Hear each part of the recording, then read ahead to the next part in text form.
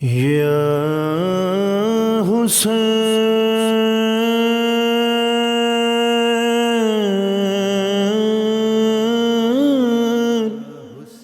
یاد اربعین رلاتی ہے مولا مولا۔ اعوذ باللہ من الشیطان الرجیم، بسم اللہ الرحمن الرحیم۔ ناظرین، میں ہوں آپ کا میزبان سید حسن ایاز جعفری اور آپ دیکھ رہے ہیں قائم ٹی وی کینیڈا ٹورنٹو۔ آج کا عنوان ہمارا یاد اربعین۔ اس پہ ہمارے ساتھ موجود ہیں علامہ حسنین عباس آبدی صاحب۔ قبلہ آپ سے پچھلی نشریات میں بھی ہمارے پچھلے یاد اربعین کی خصوصی پروگرام میں گفتگو تھی۔ قبلہ اسی گفتگو کو تھوڑا آگے بڑھاتے ہوئے کہ یہ عشق کا جو سفر ہے، مشی کا سفر، تو نشانیاں آپ بتا رہے تھے ہمیں پچھلے اس پروگرام میں، تو اس پہ ہم پوری گفتگو کر نہیں پائے تھے کہ 5 نشانیوں کا تذکرہ کر رہے تھے آپ۔ پھر ظہور امام زمانہ کا بھی اس میں آپ نے کچھ موضوع بتایا تھا کہ، اور پھر 40 مومن کی نشانیاں۔ تو قبلہ آپ اس پہ کچھ فرمائیں۔ الحمد للہ والصلاۃ والسلام علی اہلہا۔ جی حضور، حدیث ہے اور حدیث میں ارشاد یہ ہے کہ مومن کی 5 علامتیں ہیں۔ اس میں انگوٹھی پہننا عقیق کی مومن کی علامت ہے۔ بسم اللہ نماز میں باواز بلند کہنا یہ مومن کی علامت ہے، اس لیے آپ غیر مومن کو بسم اللہ باواز بلند کہتے ہوئے نہیں دیکھیں گے۔ اس کے علاوہ جو بیان ہوا کہ مومن کی علامت میں سے ہے وہ 40 ہے، یعنی 40 کرنا یہ مومن کی علامت میں سے ایک علامت ہے۔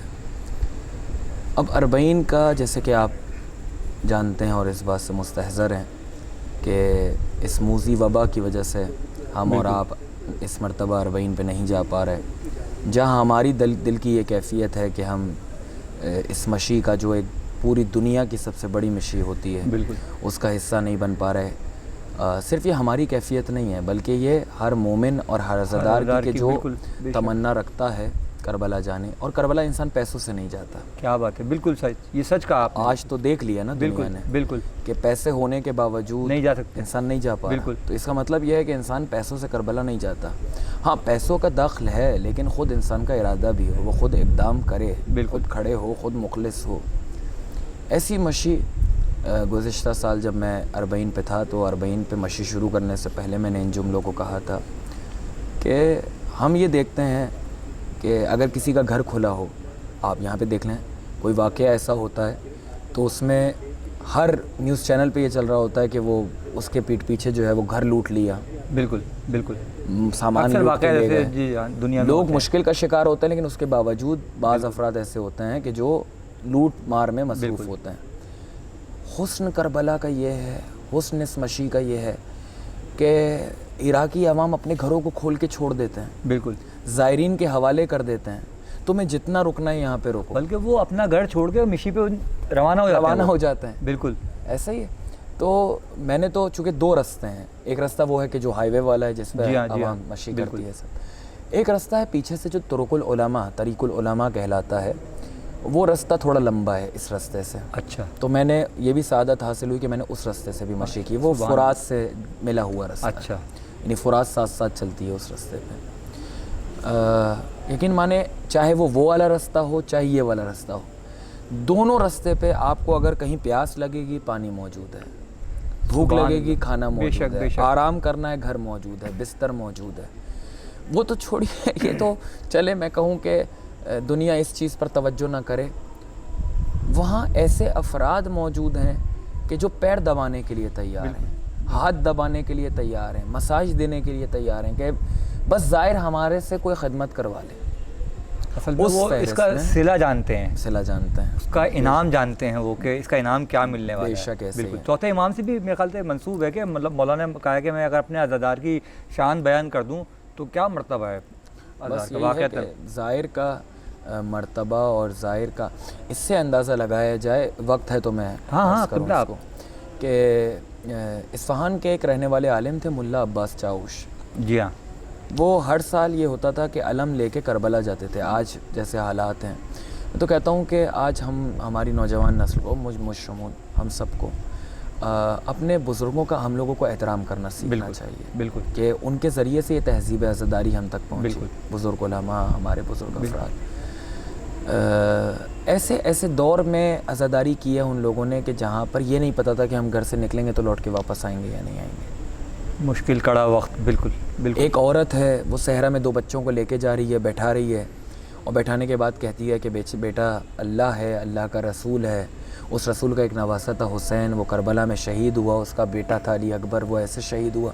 اس ماں نے سارے مصائب بیان کیے. مصائب بیان کرنے کے بعد کہا اب تم دونوں میں سے کسی کو یہ جو میں نے بیان کیا اس میں سے کچھ یاد ہوا؟ تو بڑا بیٹا کہتا ہے جی اماں مجھے کچھ یاد ہو گیا. کہا بیٹا اب تم دہرا دو تاکہ میں یہ سن کے رو لوں.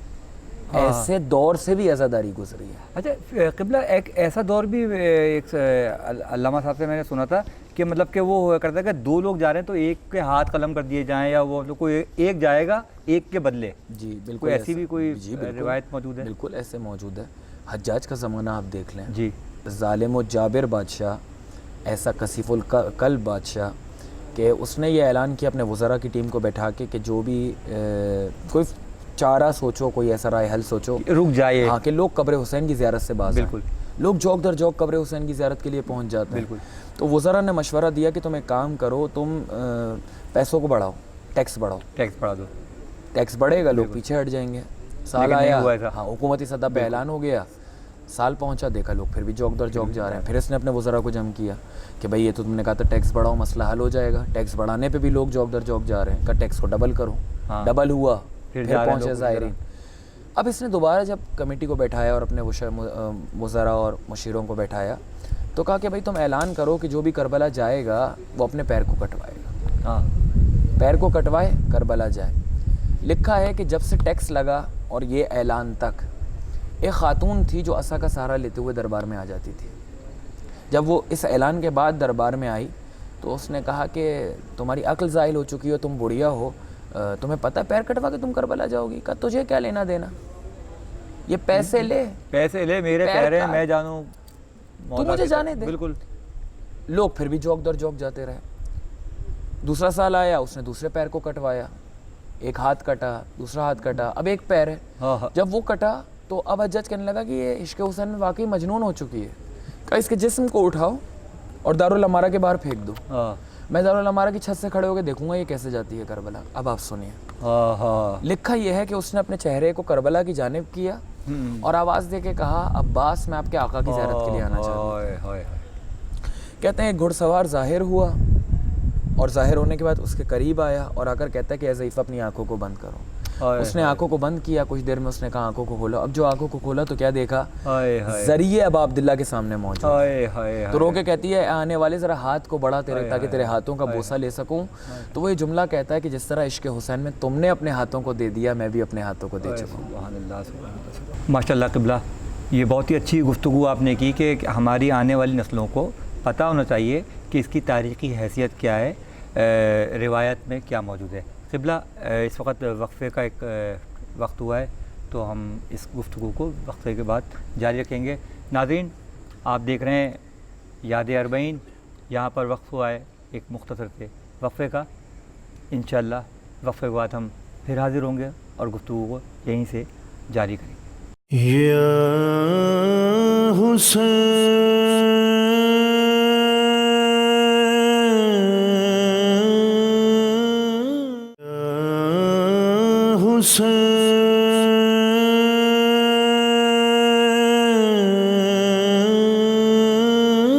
قبلہ وقفے سے پہلے آپ نے مشی کے بارے میں بتایا, امام زمانہ کے ظہور کے حوالے سے بھی آپ کچھ کہہ رہے تھے, تو اگر آپ اس کو بھی تھوڑا سا بیان کر دیں تو. جی بسم اللہ الرحمن الرحیم. بالکل یہ تحریک جو ہے وہ جوک در جوک کربلا کی طرف جانا اور بغیر دل میں کوئی لالچ لیے, کوئی ذاتی غرض تو نہیں ہے جو آدمی جا رہا ہے. بالکل. صرف ایک صدا ہے کہ ہمیں کسی طریقے سے روزہ دکھ جائے. بالکل اللہ کا. بالکل. آپ سوچئے کہ جو بیٹے کو ہاتھ میں لے کر آیا ہوا ہے اور اس کے بیٹے کو بھی شہید کر دیا اس کے ہاتھوں پہ جب دوسری حلم الناصر کی صدا بلند کی ہے. وہ سن 61 ہجری کا کربلا تھا جہاں حسین تک و تنہا کہہ رہے تھے حلم الناصر ینصرنا. آج دنیا اس حلم الناصر کے جواب کو سن رہی ہے کہ کس طریقے سے اتنا بڑا ہجوم ایک چھوٹی سی کربلا جغرافی لحاظ سے دیکھا جائے بالکل بالکل تو کتنا سا رقبہ ہے. عقلی اعتبار سے اگر کربلا آپ نے سوچنا شروع کر دی تو کسی بھی اینگل سے کوئی بھی عمل ایسا نہیں ہے کہ جو آپ کی عقل میں آ جائے. آپ حج سب دیکھ موضوعات لیجئے, حج دیکھ لیجئے. جی حج پہ جو بھگدڑ مچی اور جو مسئلہ ہوا, لیکن کربلا اربعین کا معاملہ ہی عجیب ہے. اربعین پہ آپ کو یہ واقعات نہیں ملیں گے, نہیں نظر آئیں گے. روڈوں پہ لوگ سوئے ہوئے ہیں, بین الحرمین میں لوگ موجود ہیں, ہوٹلوں کے باہر لوگ سو رہے ہیں, گلیاں ان کی بھری ہوئی ہیں, لیکن پھر بھی قدم رکھنے کی جگہ ہے اور مجمع ہے کروڑوں کا. بالکل. اس چھوٹی سی کربلا میں یا تو میں یوں کہوں کہ اس وقت پروردگار اس رقبے کو بڑھا دیتا ہے, یہی سنا ہے میں نے قبلہ. اس بالکل رقبے کو بڑھا دیتا ہے, بالکل. یا کوئی ایسا معجزہ ہوتا ہے کہ کربلا میں یہ سب سما بھی جاتے ہیں اور کربلا اتنی رہتی ہے. اگر آپ اس کو جوڑیے اس سے بالکل کہ فجر کی اذان سے لے کے عصر عاشور تک کا وقفہ کتنا ہے, بالکل. لیکن سب کی جنگ بھی ہو رہی ہے, سب لڑ بھی رہے ہیں, اپنے جوہر بھی دکھا رہے ہیں, لیکن وقت نہیں گزرا. کیلکولیشن نہیں کر سکتے آپ, کر سکتے ہیں بالکل ناممکن بات ہے. اب دیکھیں نا قبلہ کہ کروڑوں لوگ, جیسا کہ پوری دنیا کو پتہ ہے, کروڑوں لوگ وہاں پہنچتے ہیں, اور اگر آپ کروڑوں لوگوں کو آپ روٹی کے حوالے سے دیکھیں تو سب کھانا کھا رہے ہیں, پانی پی رہے ہیں, تو یہ کتنے تندور لگے ہوں گے وہاں پر, کتنے لوگ روٹی پکا رہے ہوں گے, جو کروڑوں روٹیاں صبح, پھر کروڑوں روٹیاں دوپہر میں, پھر رات میں. یہ سوائے موزے کے مانتا ہی نہیں ہوں, یہ انسان کے بس کی بات نہیں, یہ انسان نہیں کر سکتا. یہ فرشتے ہیں جو آ کے کھلاتے ہیں. میں کہہ رہا ہوں کہ ایک سے میری بحث ہوئی کربلا میں نے کہا آپ کیلکولیٹ کر کے بتائیں مجھے کہ یہاں پر جو فرض کریں کروڑوں لوگ آ رہے ہیں تو کتنے تندور ہونے چاہیے, کتنے لگانے والی ٹیمیں کام کریں, تو کتنے لاکھوں کے حساب سے بھی کرتے ہیں. یہاں پہ اتنی لاکھ روٹیاں تیار ہوتی ہیں, تو کیلکولیشن نہیں کر سکتے. بالکل صحیح بات. بالکل بالکل بالکل. میں یہ عرض کر رہا تھا کہ یہ تحریک جو ہے, دیکھیے زیارت کا معنی کیا ہے, لغت کو اٹھا کے اگر دیکھا جائے تو زیارت اس ملاقات کو کہتے ہیں جو روبرو ملاقات کو زیارت کہا جاتا ہے. انسان جب ہم زیارت کے قصد سے زیارت کرنے کے لیے جاتے ہیں تو ہمارا یہ عقیدہ اور یہ ایمان ہونا چاہیے کہ ہم جس صاحب قبر کی زیارت کے لیے جا رہے ہیں وہ ہمارے سامنے موجود ہے. تو انسان پہ اس اپنا درد دل بھی کرتا ہے, اپنے شکوے بھی کرتا ہے. اور واقعہ موجود ہے کہ ایک شخص اپاہج تھا, اس کے ہاتھ میں ایک پیاز تھی اور روٹی کا ٹکڑا تھا. وہ وہی کھاتے ہوئے حرم میں کافی دور سے سفر کرتا ہوا آ رہا تھا, اپنے آپ کو گھسیٹتا ہوا حرم کے دروازے پہ پہنچا, حرم میں داخل ہوا. داخل ہوتے ڈائریکٹ وہ زری پہ پہنچا, اور زری پہ پہنچنے کے بعد اس نے کیا کیا, اپنے دونوں پیروں کو زری پہ رکھ دیا. بالکل.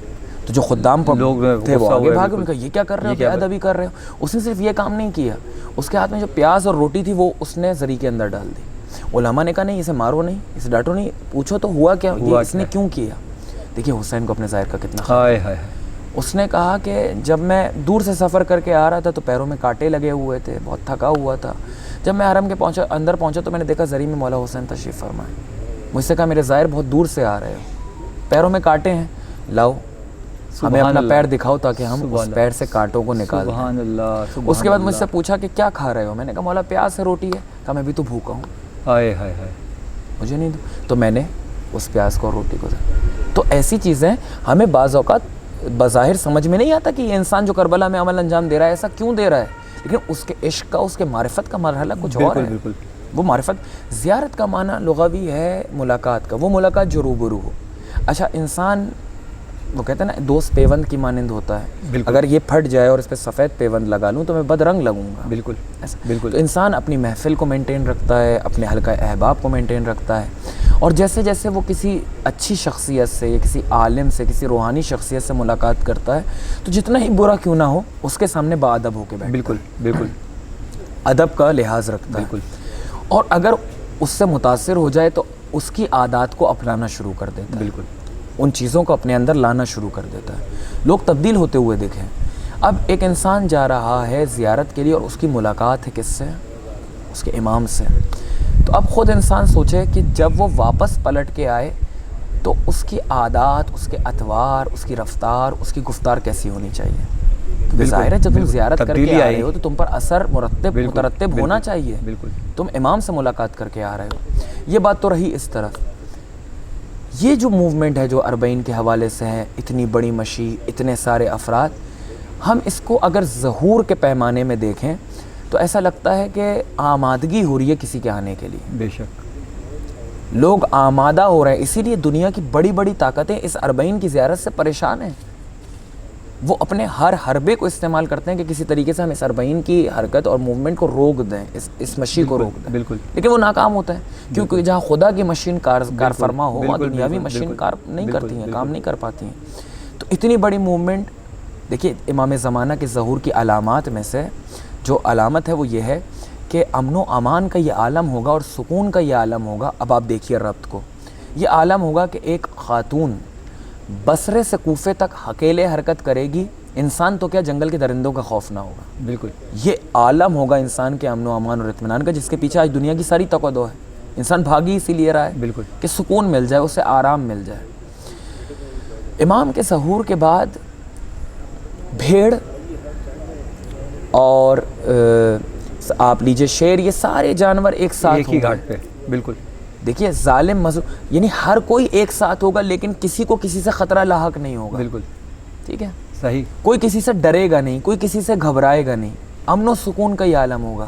اب آپ اسے اطلاق کیجئے اربعین پہ، اربعین پہ جو چلنے والا ہوتا ہے اسے کسی چیز کا خوف ہوتا ہے، بالکل نہیں، اسے کسی چیز کا ڈر ہوتا ہے، بالکل نہیں، اسے کسی چیز کا وسواس ہوتا ہے، وہ کسی چیز سے گھبرا رہا ہوتا ہے، نہیں، زندہ معجزہ ہے یہ تو، بالکل صحیح، بالکل صحیح یعنی کہا۔ ایسا لگتا ہے کہ یہ اربعین ہمیں ملا رہی ہے امام کے ظہور کی طرف۔ یہ بات آپ نے بہت ہی اچھا موضوع اٹھایا، بہت سکون محسوس کرتے ہیں، مطلب کتنا ہی بزرگ ہو، نہ چلا جا رہا ہو، مطلب میں نے نہیں دیکھا کہ مطلب وہ اس کے چہرے پہ کوئی شکم ہو یا کوئی تھکاوٹ محسوس ہو، بلکہ وہ جوان کی طرح سے واک کر رہا ہوتا ہے، چل رہا ہوتا ہے، بالکل کرب کے آثار اس کے چہرے پہ نہیں ہوتے، بالکل بالکل نہیں ہوتے۔ قبلہ بہت شکریہ آپ کا کہ آپ نے مجالس کا سلسلہ جاری ہے تو اس کے باوجود بھی آپ ہمارے کئی پروگراموں میں یہاں شرکت کی۔ قائم ٹی وی کینیڈا کی جانب سے میں آپ کا تہہ دل سے ممنون ہوں کہ آپ نے جو یہ ہم نے یاد اربعین پہ جو خصوصی نشریات کا اہتمام کیا ہے، کیونکہ یہ نشریات اس طرح کی جو ہوتی ہیں وہ نا بار بار کہوں گا کہ مطلب آنے والی نسلوں کے لیے ایسی ہوتی ہیں کہ مطلب کہ یہ ریکارڈ میں رہے بات کہ اس کا کوئی مقصد ہے، اس کی کوئی تاریخی حیثیت ہے۔ قبلہ ہم آپ کا شکریہ ادا کرتے ہیں، انشاءاللہ پھر کسی پروگرام میں آپ سے ملاقات ہوگی۔ ناظرین، یاد اربعین کے اس خصوصی پروگرام سے اپنے میزبان سید حسن ایاز جعفری کو اجازت دیجیے، انشاءاللہ اگلے کسی پروگرام میں کسی عالم دین کے ساتھ، نوحہ خاں کے ساتھ میں پھر حاضر ہوں گا۔ جب تک کے لیے اللہ حافظ۔ یا حسین